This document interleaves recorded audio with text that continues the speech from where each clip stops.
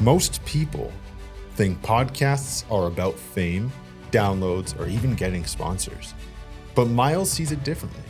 Today's episode breaks down why launching a podcast might be the smartest move a local business owner, entrepreneur, or community builder can make. To the rhythm of my intuition, anything I want, I speak into existence. That's how I'm living. Okay, here we go. Episode 33. Let's get into it. All right, let's start right at the top. Why should someone start a podcast right now, especially if they don't have a huge audience? Yeah, we'll probably get into all the details as this episode goes, but I just think everyone should have like a pillar piece of content that they can kind of build around. And a podcast is the perfect one that checks so many boxes, right? Again, we'll probably get into this, but like I film a podcast. I have a long form 20-minute video. I could strip the audio from it. I have the audio that can then go to where the podcast stuff go for people to listen.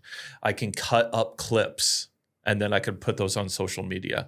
I can transcribe the whole thing and then I can turn it into a blog and post it on my website. I can take the blog and I can turn it into a bite-sized email newsletter and send that out, right? Like the effect of the 1 hour podcast that you do is so huge. And that's one piece of it.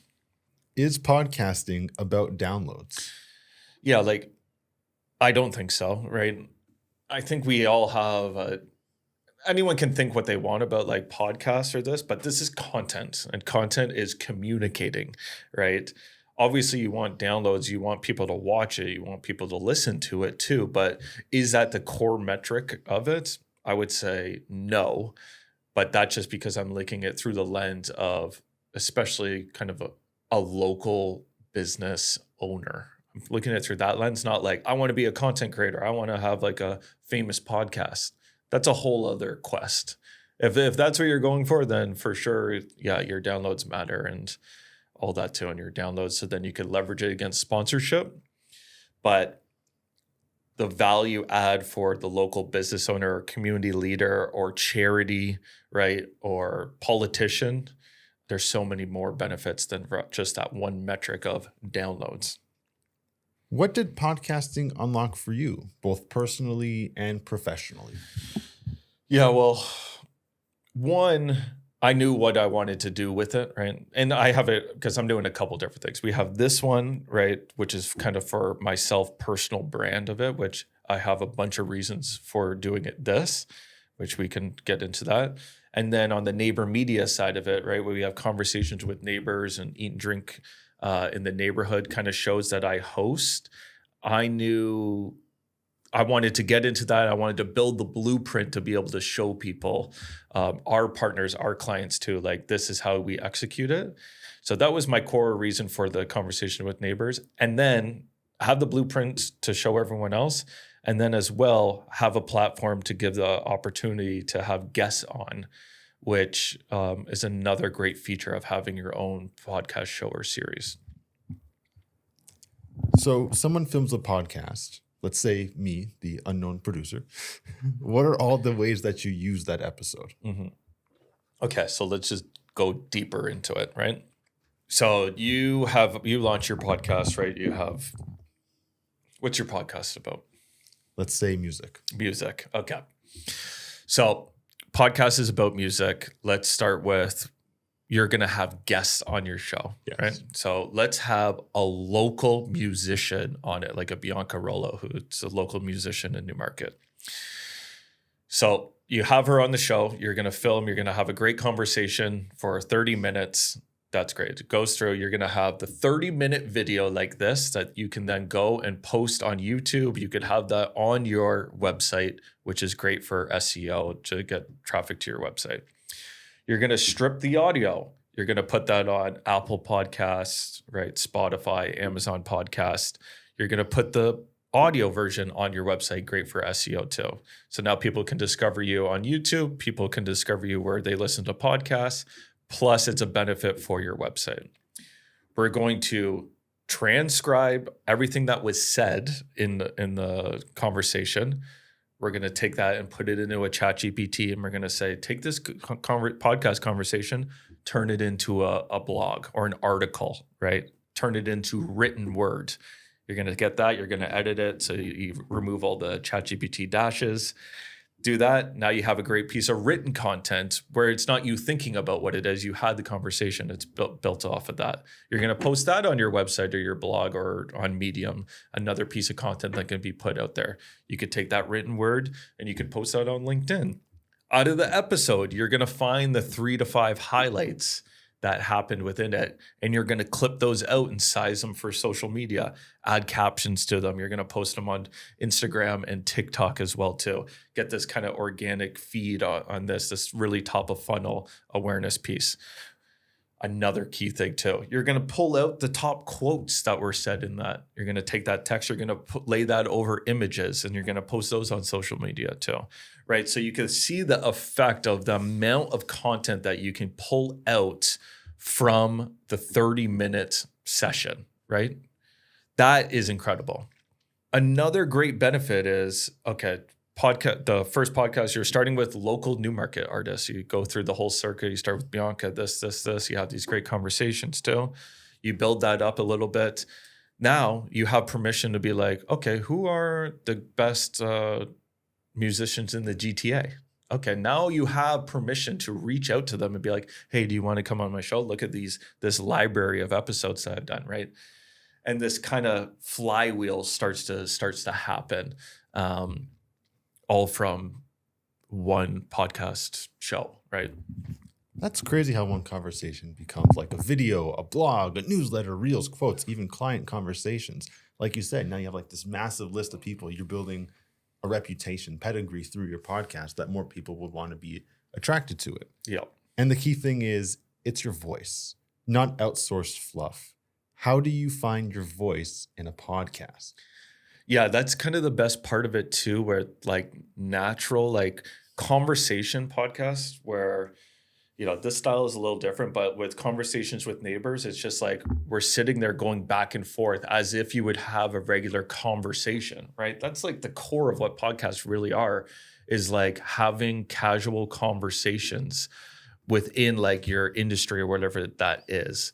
So your voice authentically comes through, where it's a lot different, where you have to look at the camera and be like, what am I remembering to say? And like all these things, where it's like, oh, I'm just having this conversation.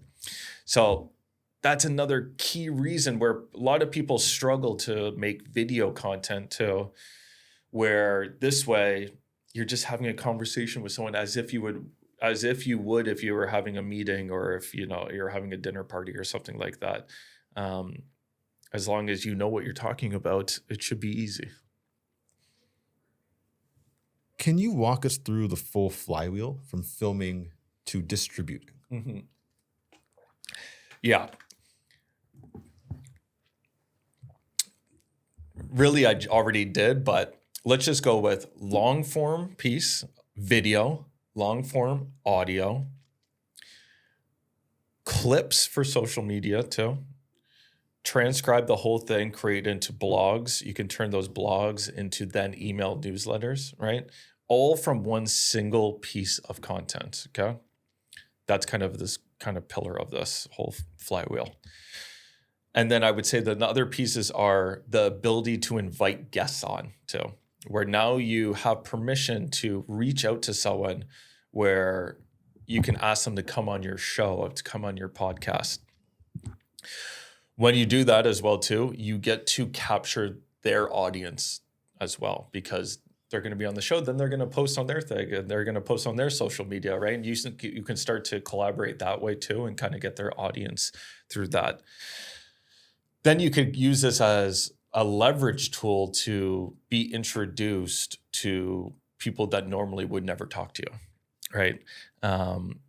Because me cold emailing someone and being like, hey, I would love to have a 30-minute meeting with you, right? This versus like, hey, I would love for you to come be a guest on my show, gives you permission to really ask anyone, because for 99% of the people, they've never been asked to be on a show. right? Like if you think of this like from a business perspective, right? Let's say my target customer is the HR department for the biggest companies in Canada. So the customer that I'm trying to reach is the head of HR for the top 10 companies in Canada. Do you think that the HR people of these companies have ever been asked to be on a show?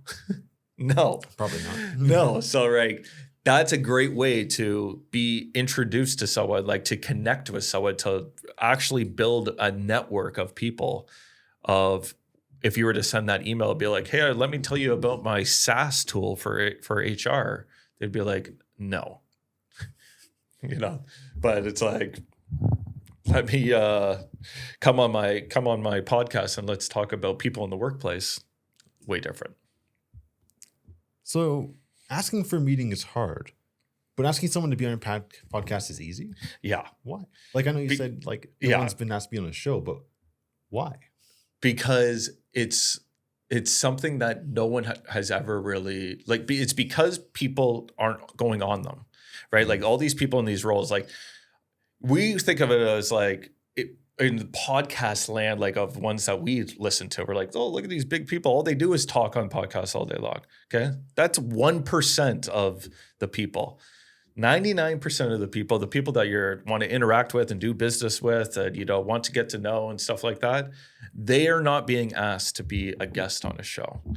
Right. And think about this even to at like a local level, right? Start at the local level and then build out from there, where like you can easily become a local celebrity by having the show and like bringing on all these cool people that are doing cool stuff around town, right? Or like specific to your industry. And you can kind of build that out pretty quickly. It just gives you permission and gives you the ability to go for the ask, because the ask isn't, let me pitch you my thing. The ask is, come on my show and let's have a chat. Is there a moment or guest where you saw that strategy click? Yeah, like we do it with conversations with neighbors where it's like I want to get to know people around town, right? Like I want to connect with them, whether we do business with them or not. Like people are doing cool stuff locally, right? And we have the platform and the show for them to do it. And listen, I practice what I preach here, right? Like we have a list of people of eventually that we would love to work with.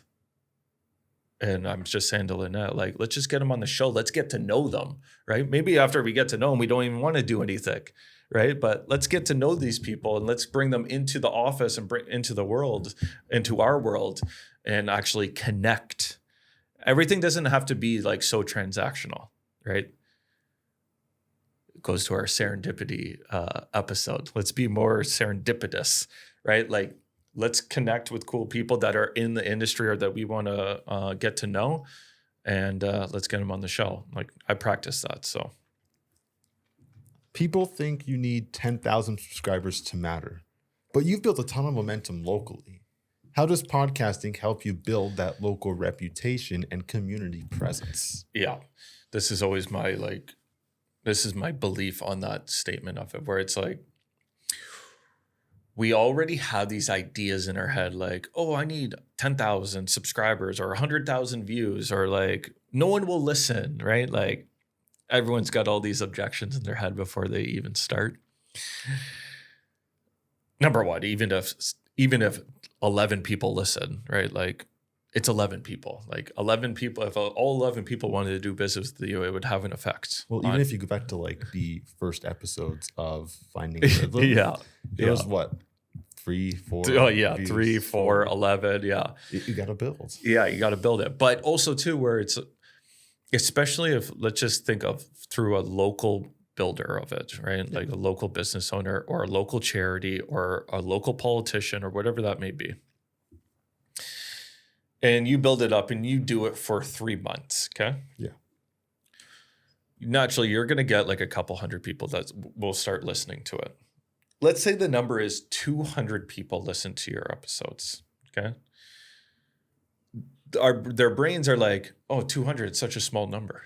I'm like, what if you had 200 people in one room and they listened to you for 30 minutes talk? It's like, that's a massive event, right? Like there's not even many venues around here that could hold 200 people, right? That are all going to sit in and listen to you and have these discussions, right? So we get lost on what the numbers are. 200 is a lot of humans, right? So let's not get obsessed with these big social media type numbers. That's all stupid. Let's build like true listeners, true fans. And as well too, this is like deeper conversations with so much like context and nuance, not this like fluff, like top of funnel social where it's like, yeah, they listen for 5 seconds. It's like people can get to know you a lot more through these deeper conversations. So talk about the difference between being internet famous and locally respected. Yeah. Even on the internet famous one, what's the thing that I don't want to be well known.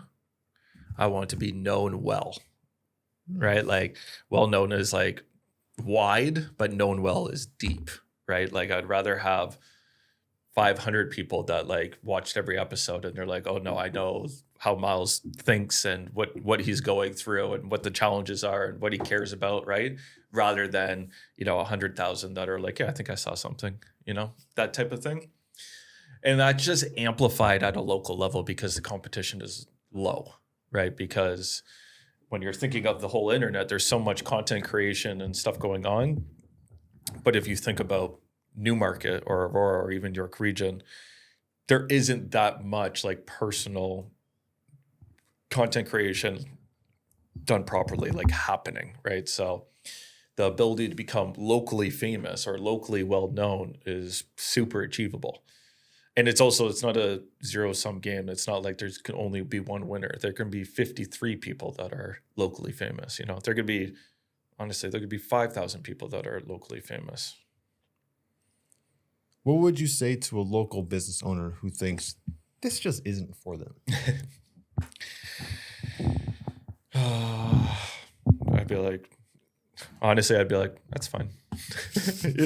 Never sell the unsellable, Chris, right? Like I would obviously it's a case by case thing and, person by person. But I think we've laid out many benefits as to why it works. And I think that is true in every industry, even like the weirdest one possible. I think the weirder, the better, really. Like go into, because we're building out the directory now and I have all these business categories like pest control. Where's the pest control podcast, right? But like, it would be such good content that would come out of it. Think of like all the crazy stories and stuff like that. And like what a difference maker that would be if you're the pest control company and you actually create that content and, you have, some guests on, maybe other people in the industry or cross industries or customers that you have come to know over the years, right? And like talk about some wild stories and think of that like content being posted on LinkedIn and Facebook, right? That's going to stand out, right? That's building brand compared to like, oh, I want to outspend you on Google AdWords. What's the first thing you would tell somebody who really wants to start a podcast? I would say, email me. I would say, come to Neighbor Media. We have a full service podcast studio. We do absolutely everything for you. Because another thing that I've come to learn is lots of people, they're like, yeah, we think it's good. They buy the equipment, right? They buy 50% of this setup, right? Maybe they buy the audio part of it. They buy the mics and then it just sits and collects dust, right? I think it's really a benefit to have a partner like with Neighbor Media that can do every step of it for you, like with you, right? From like strategy of I don't know what the show should be about or what it should be called or what the format should be. We can help with that, right? What's the name of it? What's the logo look like? What's the lower thirds look like? What's the intro look like? We could help with that. We have a booking calendar that easy to use. You could send it out to guests. You come to our office in Aurora where, you feel good to come in and film or to host someone that you invite, right? We have complimentary water and coffee and tea and everything. It's a great environment for that. All you have to do is come in, have your conversation, and then leave. Then we take all the files, we send them to the editor. We send you a finished video file, finished audio file. We send you clips that are captioned for social media. We can then help with the distribution of it. We can post it on YouTube. We can help you build up your YouTube channel. We can host it on where everyone listens to podcasts. We can help you transcribe them, turn them into blogs. We can do every piece of that process. And we do that for $400 an episode. Like, you can't beat that. What's the easiest format to get started with? Is it solo, interview, co-hosted story? Which one do you think is the best way to start? I think the best one to start is just you are the host and you have a conversation with someone. So invite a guest on and have a conversation. Make the podcast about them. You and your industry knowledge and all of this will just come through naturally. I would start with that. And then I would probably do a couple like Q&A ones, right? And then see if you could do a solo episode, and then find what you like and what you don't like, and what format you can do consistently, and then do that, and just do it consistently over a good period of time. At the very least, you will get a library of content. You will have the ability to invite amazing guests on, right? So many benefits will happen. And then best case is you absolutely love it. You keep it going forever, and you become the best of the best and dominate. What's one trap to avoid when launching your show? Giving up too quickly because of the results, right? Setting unrealistic expectations for yourself, like from a number standpoint, and then just quitting and be like, oh, it doesn't work. Because a lot of people have, like, you walk in, I'm going to get 10,000 views on the first episode. Yeah. 4. That's fine. Because it's not about that. Yeah. Right? Like, even this one, I was like, all I cared about is I want to do 100 episodes, right? Like, that's what my metric was, right? And so when, the first 10 was like 4 views, 11 views, 27 views, it's like, whatever. I don't care. We're only 6 episodes in, so much to go. It's not about the views. It's about the story you're trying to tell. Yeah. And you get better and better at it too. And, it's been a lot of fun. So. Yeah. And what's the biggest benefit most people don't expect out of a podcast? The biggest benefit is how much content you can get out of like a 30-minute session. That's like something that no one thinks about, right? They just think of like the one long form piece. Maybe someone thinks about the clips, but it's all of it that I mentioned to it. The long form video, the audio, right? The clips that come out of it, the transcription into blogs, into email newsletters, the captions, like so much can be pulled from one single recording session. It's unbelievable in a world where everyone's struggling to like think of content. Such a key driver. That and the ability to invite people you want to get to know, can't beat it. If you've been thinking about starting a podcast, this is your sign. You don't need a fancy studio or thousands of followers, just one mic, one idea, and the courage to hit record. Drop the name of your dream podcast in the comments, and let's help you get it off the ground. Yeah. And also, we have the studio. Come find us.